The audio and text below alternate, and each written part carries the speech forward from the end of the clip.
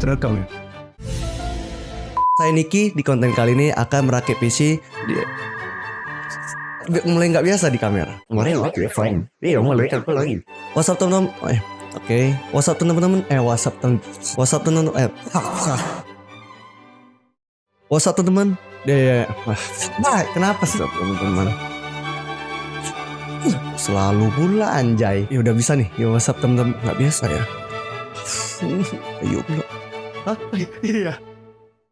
Yo, WhatsApp teman-teman yang pada suka tiduran, siapkan gadget dan posisi PW kalian. Bersama saya Niki, di konten kali ini akan membahas rakitan PC pribadiku di 11 jutaan. Tidak lupa juga kasih tahu kepada kalian untuk selalu support channel ini dengan subscribe supaya kalian tidak ketinggalan konten seputar dunia perpisian ataupun laptop. Oke, ayo kita intro dulu.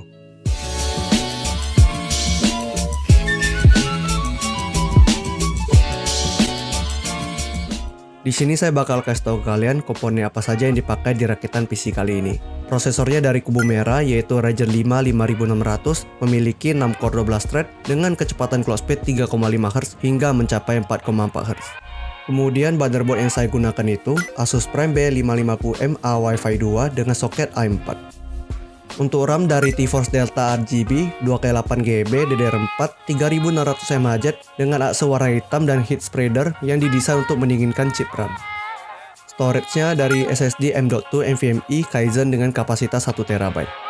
Saya juga memakai CPU cooler dari Deepcool AGA 400 eRGB LED, include bracket A4 ataupun LGA 1700. Jadi kalian bisa gunakan itu untuk seri AMD ataupun Intel.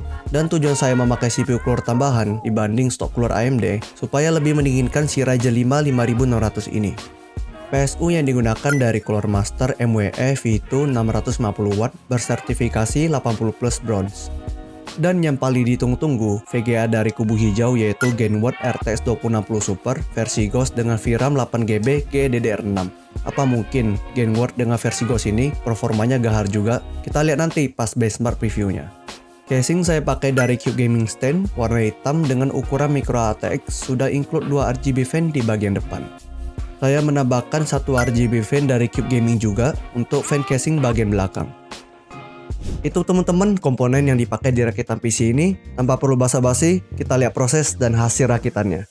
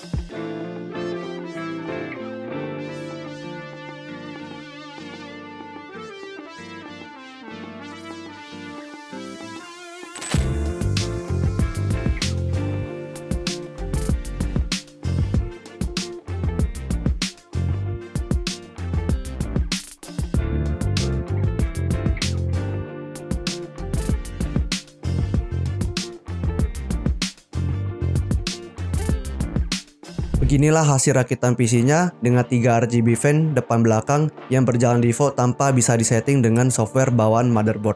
Yang terutama PC ini udah menggunakan VGA RTX 2060 Super. Bagaimana dengan performanya? Ayo kita lihat preview benchmark dari segi produktivitas dan game. Seperti biasa, pengujian game pertama dari Valorant dengan resolusi 1080 dan settingan rata kiri. Kita coba di mode deathmatch karena dalam scene keramaian dan termasuk berat, mendapat rata-rata FPS 300 hingga 400. Sempat menyentuh 500 fps ketika di scene ringan. Untuk suhu CPU di 67 hingga 68 derajat, sedangkan suhu GPU di 74 hingga 75 derajat. Kemudian Apex Legends di resolusi 1080 dan settingan rata kiri dengan beberapa grafik seperti tekstur streaming di very high, anti-aliasing TSAA biar tampilan ketika bermain tidak terlihat pecah. Dan Nvidia Reflex kita on plus boost untuk mengurangi latency ketika bermain game antara mengklik mouse dan tampilan gerakan dalam game lebih responsif. Bisa kita lihat di in-game rata-rata FPS di 100 hingga 150 FPS, sempat menyentuh di 90 FPS karena banyak pergerakan animasi dan tembakan dalam game. Suhu CPU di 59 hingga 61 derajat, sedangkan GPU di 81 hingga 82 derajat. CSGO dengan resolusi 1080 dengan settingan rata kiri semua, kita mendapatkan FPS di 200 hingga 300 FPS untuk suhu CPU di 60-an derajat dan GPU di 78 hingga 80 derajat. Game seperti AAA kita coba di game Assassin's Creed Unity dengan settingan 1080 mentok kanan dan vertical scenes kita off-kan. FPS yang didapatkan di 50 hingga 70-an FPS dengan suhu CPU di 60-an derajat sedangkan suhu maksimal GPU di 82 derajat.